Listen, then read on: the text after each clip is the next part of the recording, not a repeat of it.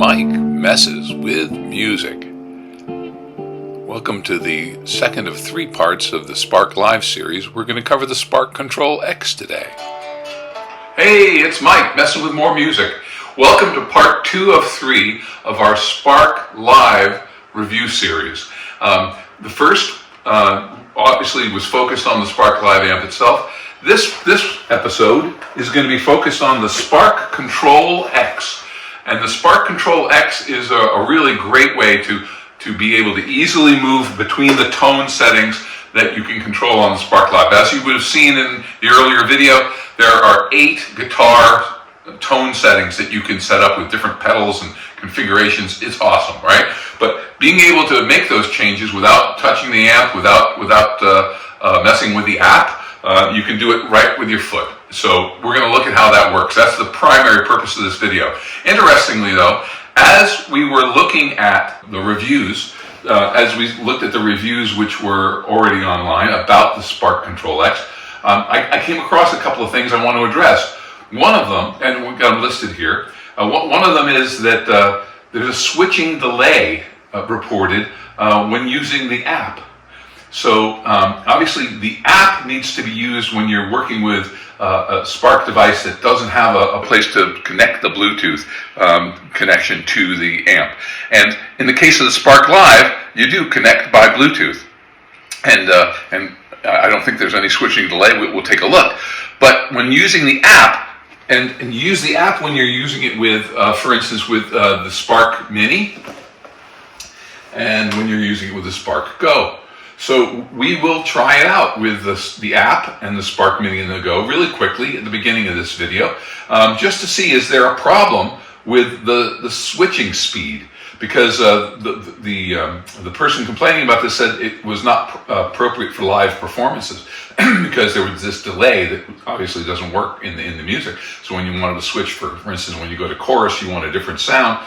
It wasn't workable. So let's take a look at that and see how that really works out. The second issue I ran across really had to do with the Spark Live amp. And we will address in the next episode, 3 of 3, we will address that issue. And that issue is that the channel 3 and channel 4, which are supposed to be able to be stereo pair, this person found, it's one of our subscribers, had a question. You can read it on the online with the first episode of this series. The question was, he said that he tried this with an effect, which was a stereo effect, and he needed it to work. And when he goes through the amp, it turns it into mono.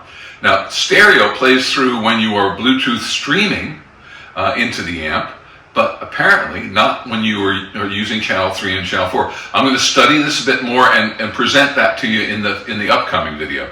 But we're going to focus on the Spark Control X today. And so, you see these issues, and that's, that's what we're going to spend most of our time on, and we're going to take a good look at it, how it works. I'm really in love with this switch. I think it is perfect for what it's supposed to do. It does have some shortcomings though, and we'll talk about some of those. So stick with us. Let's mess with some music. As promised, we're going to take a look at the problem with the switching delay that has been reported with this Spark Control X, and when it's working through the app. Now, in order to make this a fair test, I'm using my iPhone 11, which is over 4 years old. I think the model year is 5 years old. And so it's not the most modern iPhone. It works great with my iPhone 14, but I wanted to see how it works. If the app is the problem, how does it work on an older phone? So that's what we're doing. I'm going to connect my Spark to my app. Okay, successfully connected. Then if we take a look, you can see the Spark Control plus right underneath the mark. All I need to do is turn on the Spark Control, and I'm going to hit the little button to the left, which is the Connect Bluetooth button, and Spark Control connected. So it is now connected. So simple as that. When I change the SSRV, That's fingerstyle reverb. Now the switch, if we look at the switch, you can see that the first one is lit up, which is the, let's see, I'm going to cheat and put my little template on here so I know what I'm doing. Fingerstyle reverb, the red is the only thing that works on the Mini because there's only 4. You don't have the A and the B channel, so you're just looking at the fingerstyle reverbs, SRV clean, Surf 66, and a 12-string acoustic, and that's what we've got here. And so, okay, so let's give this a try.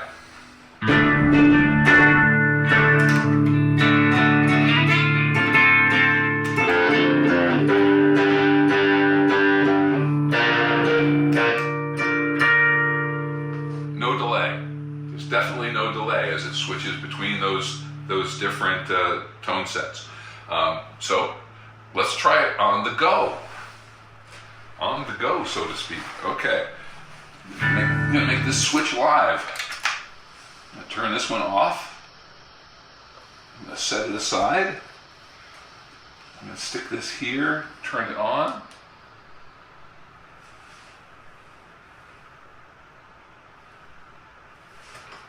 Okay. Now let's try to switch this to my Spark Go. Connect. Tone control. It's connected. Okay, what about the Spark Control? You can go to the Spark Control X. Successfully connected. Now I'm switching my Go.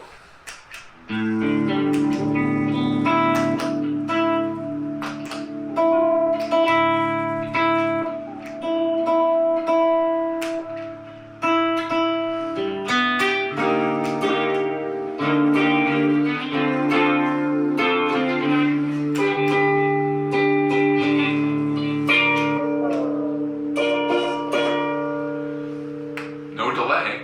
Doesn't sound as good as the Mini, but that's the difference between the Go and the Mini. I think we've resolved that there is not a problem with a switching delay with the Spark Control X. So let's get on to more important things. Let's see how it works with the Spark Live. And that's a direct connection. The Spark Control X connects directly to the Spark Live. It pairs directly. And so we don't need to use the app to do the connection of the Spark Control X. We can still use the app to control, to see where we are and to make sure that we're getting the right tones that we're looking for. Also, you're going to need to use your app to access the voice controls. So you've got your channel 1 and the A and B settings, which makes 8, that is controllable by the Spark Control X, but you don't have access through the Spark Control X to the voice settings. So we'll take a look at all of that and wrap this up pretty quick. Hey, it's Mike. I got to start with an apology. When I introduced you to my Spark Live amp, and I talked about channel 2, I said that there were only 4 settings that you could use, as opposed to channel 1, the guitar setting, where you have a combination of A and B. So for 4 and 4 is 8. So here, look at that. Press the button.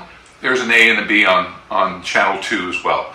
So for the microphone, you have the ability to have up to 8 settings. However, I have proven to myself it does not work with the switch. It has to be controlled by the app. So just wanted to get that out of the way to start off, and now let's jump into taking a look at this switch with the Spark Live. All right, so after switching on the Spark Live amp,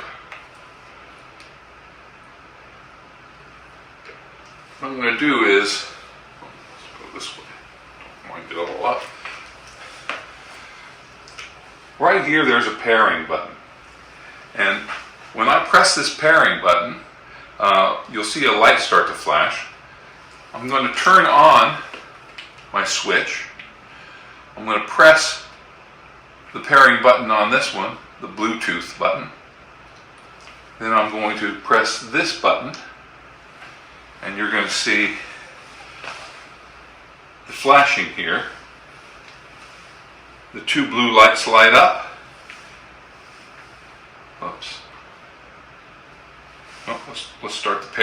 I'll start the pairing. I'll press the button. And when you see that the second light came on, the second blue light, and it's connected to the amp.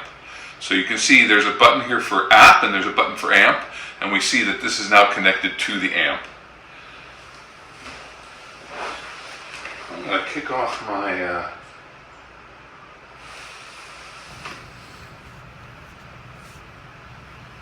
and what we can see, I'm going to talk now a little bit about the templates. So the templates, as you can see, there's 3 of them, and they can be written on with a dry erase marker. When you write on them with a dry erase marker, it might look very nice until you lay them on this black surface, and they're darn near impossible for me to read. One option would be that you could stick a piece of tape behind them, and then they would become much more visible. If you're looking at that, you can see quite a bit more visible that way. What I've chosen to do is I've chosen to use a label maker. And so my label maker, I can easily cover over these labels in the future if I need to, or peel them off and put new ones on. But I can tell right away what I'm dealing with. Here I've got fingerstyle reverb, SRV clean, Surf 66, and 12-string acoustic. Then that's on my A channel. And on my B channel, I've got Texas Blues, flat acoustic, ambient G style tone 2, and ambient guitar high reverb, which are sounds that I'm really enjoying playing with. Okay, so that's what I've got set up. And as I mentioned earlier, on my other Spark amps that only have 4 choices, it's the red choices that are selected. Now I'm going to connect my Spark app. It's now connected, and you'll see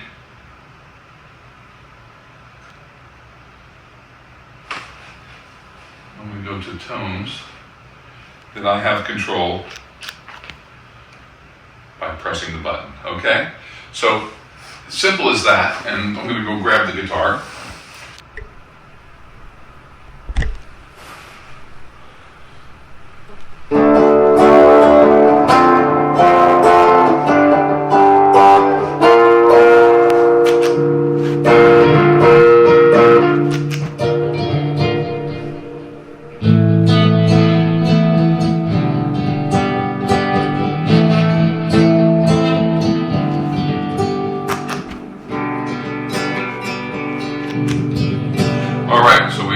We've eliminated the fact that there was any delay. There was no delay. Okay, so delay is not an issue, obviously, on this one, and it is connected directly with the amp, so it had nothing to do with the app. So obviously, and the way this is working, it's important to note, when you press this top button, it's funny that they call them A and B. When you touch the top button, it cycles you between the A and the B set, and it gives you the color. So red for the A set and B for the green set. What's called the B button, it really isn't the B. What it does is it advances through the settings. So you're in A and you're advancing across the A and the B.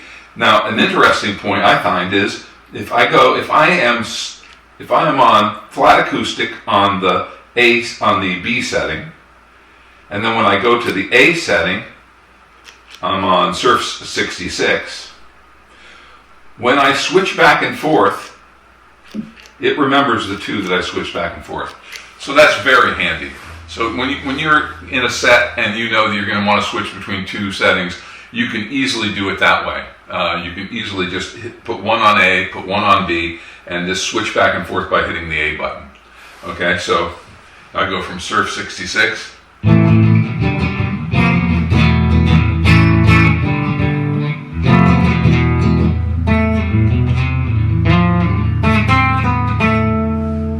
Sounds like surf music. Okay, so whatever you hit down here, that's what comes out of your guitar. Not quite that AI yet. So really simply, that's it. there isn't a whole lot more to say about the Spark Control X and the amp. They work beautifully together on channel 1. Now, just to prove to you that it doesn't work on the channel 2, there's my input 2, which I've got vocal lead, studio echo. Oh my God, that Logi is back. If I hit that Logi, I get feedback. It doesn't matter what I do, it gives me feedback. Now, notice it's in bank A. It's in hardware bank A.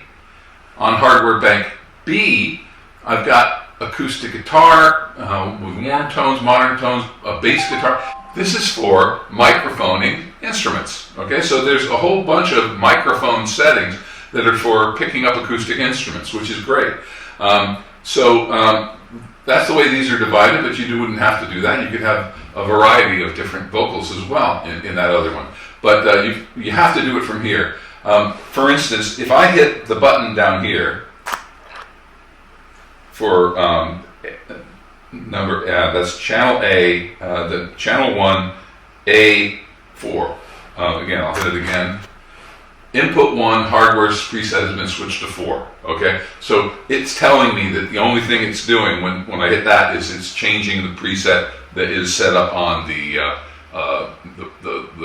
Spark Live, and so that's how that works. In the next setting, what I'll do the next video that I'll try and get done before the weekend, we're going to take a look at the looper. And using these different tones with the chorus and with that, with the looper, it's an amazing combination. So that's it for me, Mike, messing with music. Thank you for tuning in for part 2. Look for part 3 tomorrow, where we'll be using the ULooper and really bring this all together. Keep messing with music.